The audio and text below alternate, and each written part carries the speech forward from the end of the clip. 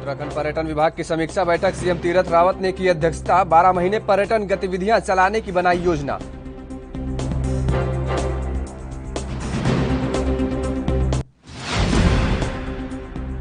गैरसैंण कमिश्नरी की घोषणा पर लगा ब्रेक। पूर्व सीएम त्रिवेंद्र रावत ने जताई नाराजगी। फैसले को बताया नई सरकार की सोच।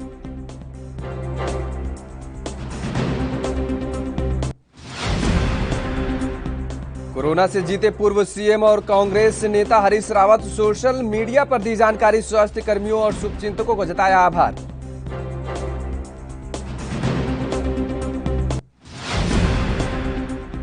हरिद्वार में शाही स्नान की तैयारियां। पुलिस प्रशासन ने कसी कमर। उत्तराखंड की सीमा से किया जा रहा है रूट डाइवर्ट।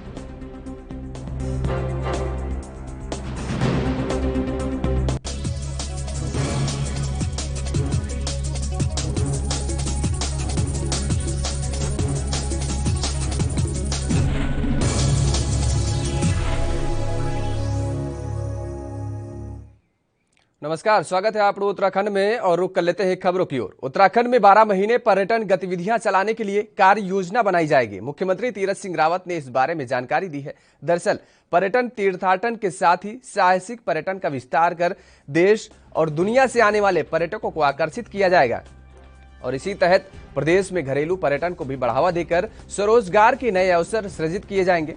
सचिवालय में मुख्यमंत्री ने पर्यटन विभाग की समीक्षा की है और उन्होंने कहा है कि आगामी 4 धाम यात्रा पर्यटन सीजन में कोरोना संक्रमण की रोकथाम के लिए पूरी तैयारी की जाए। प्रदेश में पर्यटन गतिविधियों को संचालित करने के साथ ही कोविड के दिशा निर्देशों का पालन भी कराना है और पर्यटन की एसओपी में पर्यटन से जुड़े सभी लोगों से बातचीत कर उनके सुझावों और सहयोगों के लिए जाएं। और इसके साथ ही सीएम ने कहा कि प्रदेश में पूरे साल भर पर्यटन को संचालित करने के लिए कार्य योजना बनाई जाएगी। अभी तक 4 धाम यात्रा में देश और दुनिया से सबसे अधिक पर्यटन आते हैं और कपाट बंद होने के साथ ही पर्यटन गतिविधियां भी बंद हो जाती हैं। तो ऐसे में प्रदेश में साहसिक पर्यटन का विस्तार करने और पर्यटकों को आकर्षित करने के लिए साहसिक गतिविधियों के कार्यक्रम आयोजित किए जाएंगे। उन्होंने अधिकारियों को निर्देश दिए हैं कि होम स्टे योजना में स्थानीय युवाओं को जोड़ा जाए और पर्यटन स्थलों पर पार्किंग सुविधाओं और यात्रा मार्ग पर साफ सफाई की बेहतर व्यवस्था होनी चाहिए। विभाग को पर्यटक सुरक्षा प्रबंधन पर काम करना होगा।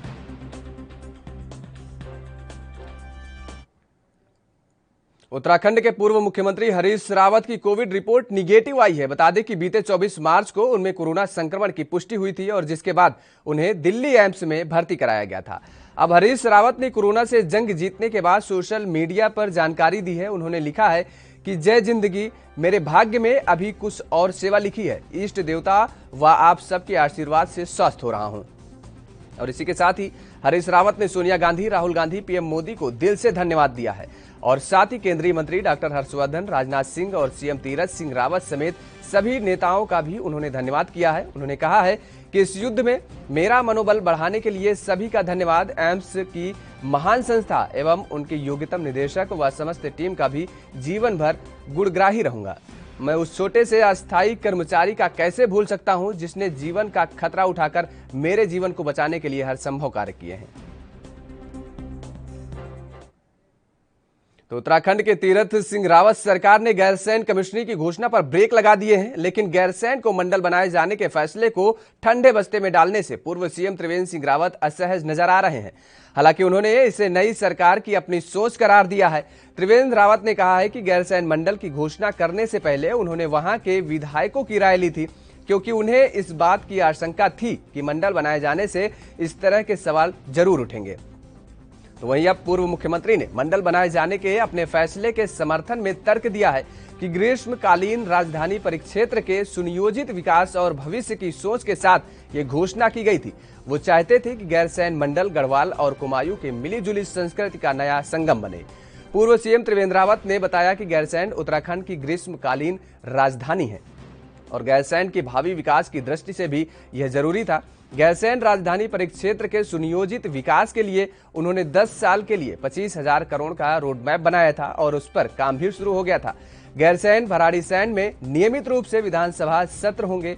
वहां पर कानून व्यवस्था बनाने, प्रदेश की जनता की मांगों के त्वरित निपटारे और इसके साथ राजधानी परिक्षेत्र के सुनियोजित विकास के लिए वरिष्ठ आईएएस और आईपीएस कि नियमित रूप से वहां बैठने के लिए गैरसैंण को कमिश्नरी बनाने की सोच थी। सोच यही थी कि धीरे धीरे राजधानी परिक्षेत्र को सुनियोजित और तेजी से विकास हो सके।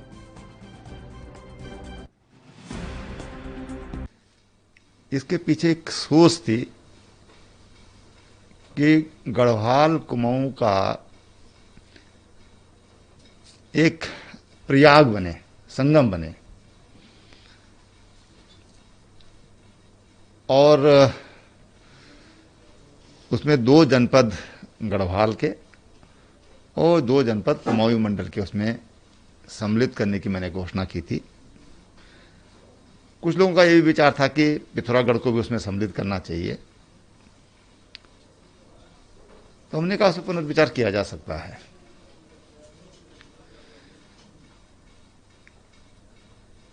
उसमें कुछ सवाल उठे कि साहब कुमाऊं की संस्कृति, गढ़वाल की संस्कृति,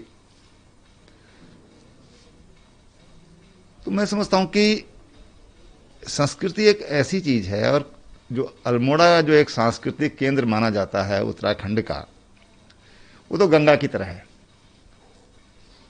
जो भी संस्कृतियां उसमें मिलेंगी, जहां भी संगम होगा संस्कृतियों का, तो गंगा अपना रूप नहीं बदलती है। ऐसी ही संस्कृति है, वो अपना रूप नहीं बदलती है।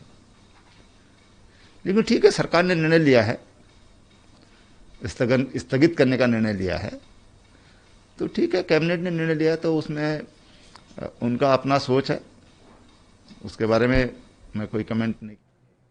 तो वहीं उत्तर प्रदेश के पूर्व मुख्यमंत्री और सपा मुखिया अखिलेश यादव उत्तराखंड के दौरे पर रहे हैं। पहले हरिद्वार में आयोजित में कुंभ में पहुंच गए और उसके बाद गंगा में डुबकी भी लगाई और उसके बाद कलियर पहुंचे, जहां उन्होंने बाबा साबिर पाक दरगाह में जियारत की और देश में अमन चैन की दुआ मांगी है। इस मौके पर कलियर से समाजवादी पार्टी के वरिष्ठ कार्यकर्ता मौसम अली भी अखिलेश यादव के साथ मौजूद रहे।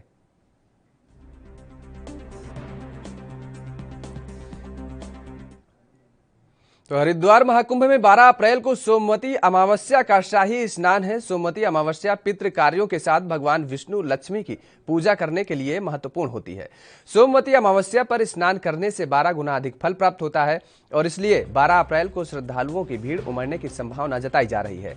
प्राच्यम विद्या सोसाइटी के अध्यक्ष ज्योतिषाचार्य डॉक्टर प्रतीक मिश्रपुरी के मुताबिक शनिवार को जब अमावस्या होती है तो शनिश्चरी अमावस्या कही जाती है और ये पितृ कार्यों के लिए बेहद उचित होती है। मंगलवार को अमावस्या होने पर उसे भौमवती अमावस्या कहते हैं और उसमें कठोर कार्य किए जाते हैं, लेकिन सोमवार को अमावस्या होने पर सोमवती अमावस्या कहलाती है और कुंभ साल में इसकी महत्ता अधिक हो जाती है। ज्योतिषाचार्य डॉक्टर प्रतीक बताते हैं कि सोमवती अमावस्या में स्नान और दान करने से समस्त पापों का नाश होता है और 12 अप्रैल इस सावन का आखिरी दिन भी है। इस दिन सोमवती अमावस्या पूर्व के कुंभ वर्षों में देखने को नहीं मिलती है। इस दिन किया दान पीपल की परिक्रमा लक्ष्मी प्रदान करने वाली होगी और इस दिन कुंभ लग्न में किया हुआ स्नान 12 गुना फल देगा और इसके साथ ही कुंभ लग्न सुबह 4 बजे से 5 बजे तक होगा। आपको बता दें कि इसके बाद दोपहर 12 बजे से 12:45 पर भी स्नान किया जा सकता है। 12 और 14 अप्रैल के शाही स्नान पर आम श्रद्धालु हर की पैड़ी की घाटों पर डुबकी नहीं लगा पाएंगे। हर की पैड़ी पर सिर्फ अखाड़ों के संतों का स्नान होगा।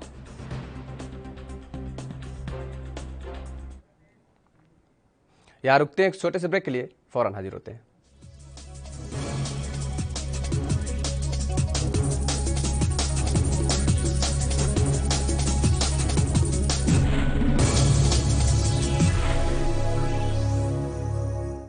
क्या आप दुबले पतले कमजोर हैं? आपकी सेहत नहीं बनती, भूख कम लगती है, वजन नहीं बढ़ता? दरअसल मेन बात खाना पीना खाना नहीं है, मेन बात है खाया पिया लगना। और अगर खाया पिया लगेगा ही नहीं तो सेहत बनेगी कैसे? इसलिए हमारी संस्था सन्यासी आयुर्वेदा ने एक ऐसी दवा बनाई है जो कि आपके पाचन तंत्र को, आपके लीवर सिस्टम को ठीक करने का काम करती है, ताकि आप जो भी खाएं उसका पूरे का पूरा निचोड़ आपके शरीर को लगे, आपकी भूख बढ़े, खाया पिया सही से लगे, नया खून बने, हड्डियों में जान आए, वजन बढ़े, ताकत बढ़े, चेहरे पर नूर आए और आप मोटे तगड़े खूबसूरत पर्सनैलिटी के मालिक बन जाएं। यह दवा पूरी तरह से आयुर्वेदिक होती है। इसका शरीर पर कोई भी साइड इफेक्ट, कोई भी नुकसान या दुष्प्रभाव नहीं होता। लड़के लड़कियां दोनों इसका इस्तेमाल कर सकते हैं और पहले 15 दिन के अंदर ही आपको इसका असर महसूस हो जाएगा। सिर्फ 650 रुपए की पूरे 1 महीने की दवा होती है और आप इसे घर बैठे 01145454545 पर फोन करके दवा मंगवा सकते हैं।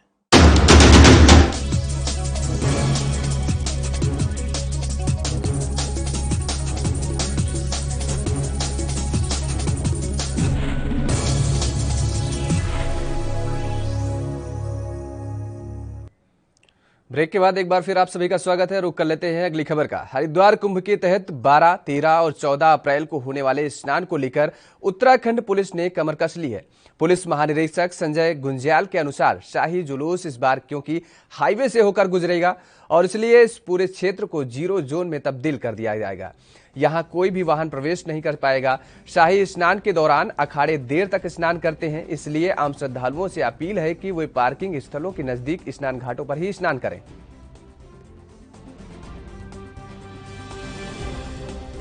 12 अप्रैल, 13 अप्रैल और 14 अप्रैल ये 3 दिन लगातार हमारे स्नान पर्व है। 12 तारीख को आप जानते हैं कि दूसरा शाही स्नान, 13 तारीख को नव संवत का स्नान और 14 तारीख को बैसाखी के दिन तीसरा शाही स्नान है, जिसमें 13 के 13 अखाड़ों के द्वारा प्रतिभाग लिया जाता है।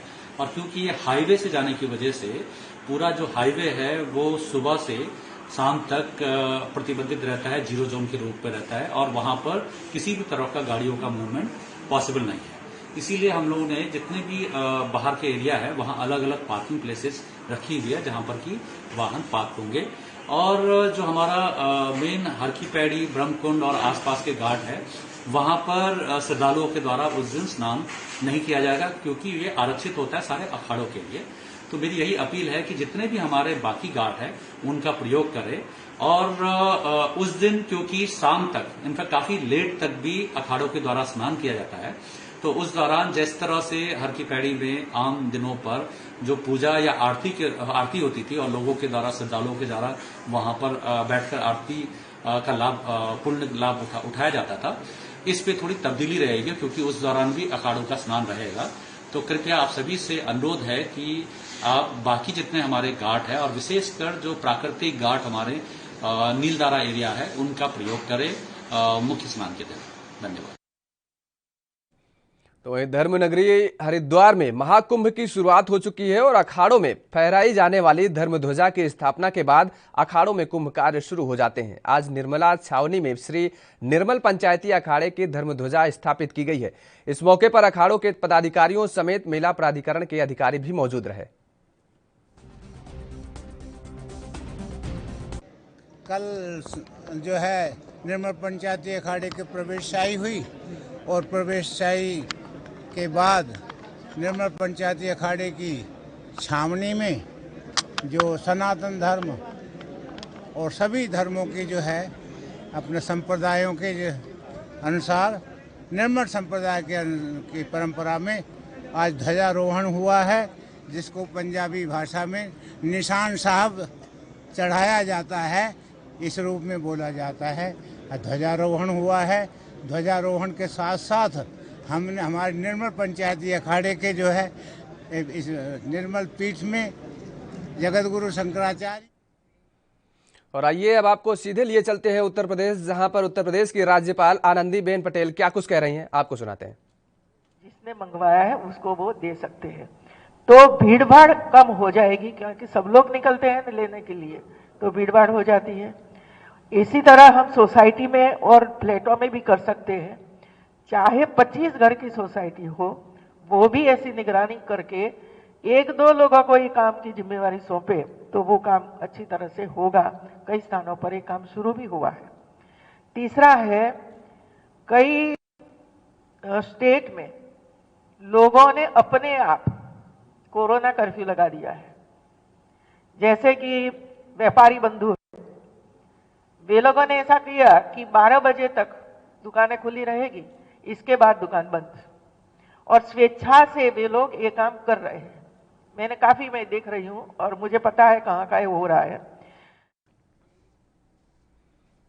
तो उधर अखिल भारतीय अखाड़ा परिषद के राष्ट्रीय अध्यक्ष श्री महंत नरेंद्र गिरी शनिवार को अस्पताल में भर्ती कराया गया है उनको। और नरेंद्र गिरी 2 दिन से पेट खराब होने से पीड़ित थे। डिहाइड्रेशन से अत्यधिक कमजोरी महसूस होने पर नरेंद्र गिरी का आनन फानन में भर्ती कराया गया है। चिकित्सकों ने नरेंद्र गिरी का कोविड सैंपल जांच के लिए भेजा है। अखाड़ा परिषद अध्यक्ष श्री महंत नरेंद्र गिरी अखाड़ों के संतों की पेशवाई के स्वागत से लेकर श्री पंचायती निरंजनी अखाड़ा की बैठकों और वीआईपी कार्यक्रमों में लगातार प्रतिभाग करते आ रहे हैं। शनिवार सुबह 10:30 बजे श्री महंत नरेंद्र गिरी को प्रशांत विहार जगजीतपुर स्थित आनंदम हॉस्पिटल में भर्ती कराया गया है। और अस्पताल के निदेशक डॉक्टर KN गंभीर के मुताबिक श्री महंत नरेंद्र गिरी को 2 दिन से पेट खराब होने से पीड़ित थे। इससे उनको कमजोरी आ गई थी। उनकी जांच करने के बाद कोविड की RT-PCR सैंपल जांच के लिए भेजा गया है।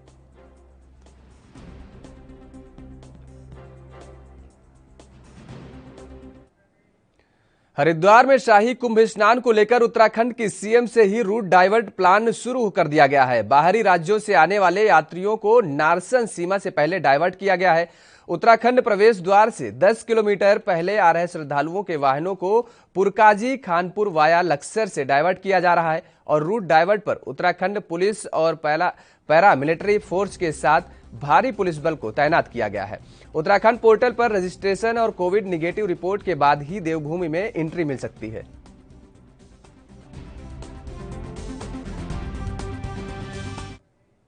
किच्चा विधायक राजेश शुक्ला ने अपने आवास पर कहा कि कोरोना संकट के बावजूद विधानसभा क्षेत्र में विकास की रफ्तार कमजोर नहीं पड़ने दी गई है। साल के शुरू में नगला पंत नगर, लालपुर और सिरौली कला के नगर पंचायत बनाए जाने की सौगात मिली। सड़क प्रमुख, धार्मिक स्थलों के जीर्णोद्धार, स्वास्थ्य, बिजली, पानी सहित अनेक कल्याणकारी योजनाओं पर काम कराए गए हैं। पूर्व में संकट के दौरान बाहर से आने वाले लोगों, श्रमिकों को भोजन से लेकर आर्थिक मदद तक उपलब्ध कराई गई है। उन्होंने कहा कि केंद्र सरकार ने किच्चा विधानसभा क्षेत्र में अंतर्राष्ट्रीय हवाई अड्डे की सौगात दी है, जिसका लाभ किच्चा ही नहीं पूरे प्रदेश वासियों को मिलेगा और रोजगार को बढ़ावा भी मिलेगा। इसके साथ ही उन्होंने कांग्रेस को आड़े हाथ लेते हुए कहा कि कांग्रेस डूबती हुई नाव है, जिस पर कोई भी बैठना नहीं चाह रहा है।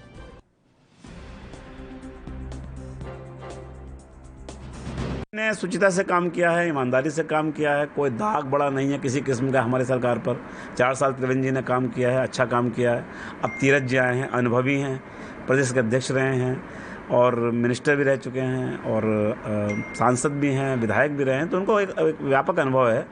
और मुझे लगता है कि उनके साथ मिलकर हम लोग जो काम पिछले हमारे माननीय पूर्व मुख्यमंत्री जी के समय में शुरू किए गए थे उसको भी आगे बढ़ाएंगे और नई चीज़ों को लेकर आएंगे। और जिस तरीके से कांग्रेस यहाँ बिखरी हुई है, नेतृत्व विहीन है, राष्ट्रीय स्तर पर उनके पास कोई नेता नहीं है, यहाँ भी उनके नेताओं में आपस में झगड़े बहुत हैं। क्या कहते हैं वो कि कुछ है नहीं सामने, ना सूद भी नहीं है, कपास भी नहीं है, और जुलाहों में लट्ठम लट्ठा हो रहा है कि नेता कौन बनेगा, मुख्यमंत्री कौन बनेगा। अरे भाई, पहले 36 MLA लाने की तैयारी तो करो। तो वहाँ तो नेतृत्व का झगड़ा है। उस झगड़े में कांग्रेस बिखरी हुई है। और मुझे लगता है कि जिस तरीके से हमारे प्रधानमंत्री जी मोदी जी काम कर रहे हैं, जिस तरीके से राष्ट्र को आगे ले जाने का काम हो रहा है, जिस तरीके से हमारे स्टेट में हम अच्छा काम कर रहे हैं, हम लोग अपनी कॉन्स्टिट्यूंसीज में लगे हुए हैं, तो मुझे पूरी आशा है कि हम लोग फिर से उत्तराखंड में सरकार बनाएंगे और भारी संख्या में जीत कर। तो जहां एक तरफ देश और प्रदेश में कोरोना का प्रकोप लगातार बढ़ता चला जा रहा है, तो वहीं ऐसे में डॉक्टर भी अपनी जिम्मेदारी का निर्वहन कर लगातार लोगों को महामारी से बचाने के लिए प्रयासरत हैं। इसी कड़ी में आज विधायक प्रदीप बत्रा और मेयर गौरव गोयल ने रुड़की के ईदगाह चौक पर अत्याधुनिक निजी हॉस्पिटल का फीता काटकर उद्घाटन किया। इस अवसर पर मेयर गौरव गोयल ने कहा कि इस प्रकार के अस्पताल जनता के लिए लाभदायक साबित होगा और आज के समय में सस्ते दाम में अच्छा इलाज मिलना थोड़ा मुश्किल होता है। ऐसे में यह अस्पताल लोगों के लिए काफी मददगार साबित होगा। पूरा देश जो है कोरोना महामारी से गुजर रहा है और काफ़ी लोग परेशान हैं कोरोना की जानकारी को लेकर, कोरोना की टेस्टिंग को लेकर, और भी कई सारी बीमारियां जो है इससे फैल रही हैं। ऐसे टाइम पे ये संजीवनी साबित हो गई हॉस्पिटल यहाँ पर, और ये कैसे ये खुला है, यहाँ पर रिक्वायरमेंट है। काफ़ी लोग यहाँ पे गरीब तबके के भी रहते हैं, तो मैं डॉक्टर प्रजा साहब को बधाई दूंगा कि ऐसे मौके पर इन्होंने यहाँ पर ये हॉस्पिटल खोला और ये आगे लोगों को मदद करें, गरीबों की मदद करें, आयुष्मान कार्ड से और गोल्डन कार्ड से लोगों के तहत उसका इलाज करें, ताकि लोग अपना सरकारी स्कीम के तहत इलाज करा सकें। ये 40 हॉस्पिटल यहाँ पर खुला है, उसके लिए मैं इनको शुभकामनाएं देता हूँ, बधाई देता हूँ। और एक सेवा का क्षेत्र है, सेवा का कार्य है, डॉक्टर साहब सेवा करें और जितने लोग रात मिलेंगे उतने लोगों को दुआ दें। क्लिनिक खुला है यहाँ पर आम जन की सेवाओं के लिए और एक बहुत नॉमिनल रेट्स इन्होंने रखे हैं, खासतौर से वाइट कार्ड धारकों के लिए जो रजिस्ट्रेशन फीस है वो भी फ्री है। और मैं ईश्वर से कामना करता हूँ हॉस्पिटल के अंदर जो मरीज आए उनको निश्चित रूप से लाभ मिले और स्वस्थ होकर डॉक्टर अपनी तरफ से सतत प्रयास करते हैं कि मरीज को अच्छे से अच्छा ट्रीटमेंट दिया जा सके। बाकी ईश्वर का आशीष है और मैं ईश्वर से प्रार्थना करूंगा कि अपर उत्तराखंड में मेरे साथ फिलहाल इतना ही। बाकी खबरों के लिए आप बने रहिए ANB न्यूज के साथ।